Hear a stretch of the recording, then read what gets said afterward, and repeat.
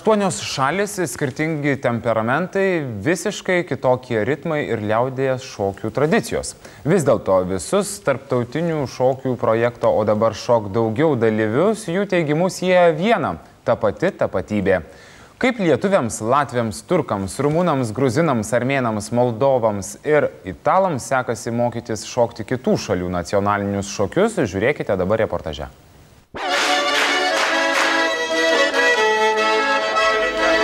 Štai taip atrodo lietuviškas ciceliukės marceliukės šokis, kai jį atlieka ne tik lietuviai, bet ir šokėjai iš Italijos, Turkijos, Moldovos, Armėnijos, Rumunijos, Gruzijos ir Latvijos. Nors lietuviškų dainos žodžių sako nė nebandė mokytis, tačiau šokio žingsnelius svečiai lengvai perkando.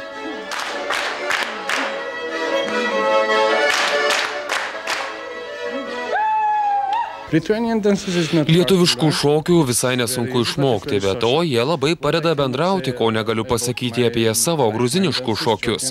Nes pas mus, jei atėję iš kitos srities, išmokti šokti labai sunku. O čia visiškai kitoks stilius, bet labai šaunu.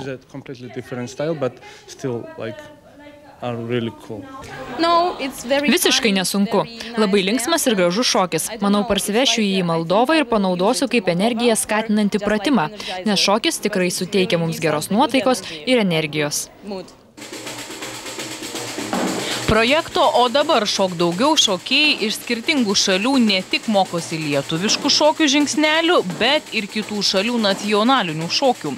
Ši trijulė kolegas moko šokti italų tautinį šokį.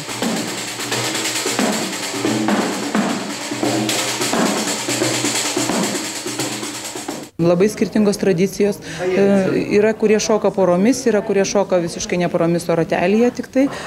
Kaip Italijas, pavyzdžiui, šoka visiškai tik tai dviese, jos ten, aišku, yra ir kitokių, bet tie, kurie buvo mums parodyti, gruziniški labai įdomus šokiai, labai sudėtingi, tikrai mums buvo irgi sudėtingai išmokti. Anot projekto organizatorių, dalyviai iš 8 užsienio valstybių čia ne tik mokosi ar moko šokti. Kartu jie į šokį bando pažvelgti kitomis akimis. Dalyviai iš Moldovos šokį naudoja padėti žmonėms, turintiems psichologinių problemų ar fizinę negalią, o armėnai šokio žingsnelius naudoja mokykloje, kaip tolerancijos ugdymo priemonė. Gal dėl to bendro dalyvių šokio patarimas – mažiau stresuok, daugiau šok.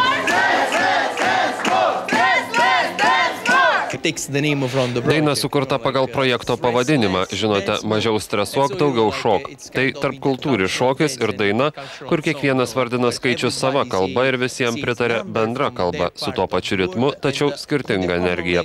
Ir vis dėlto su tokia pačia tapatybė. Tikimasi, kad 7 dienas štai taip liaudies šokius šokdami iki ryto, projekto dalyviai vienas kito nepamirš ir ateityje. Ir vėl kartu šoks bendruose projektuose ar muzikos festivaliuose.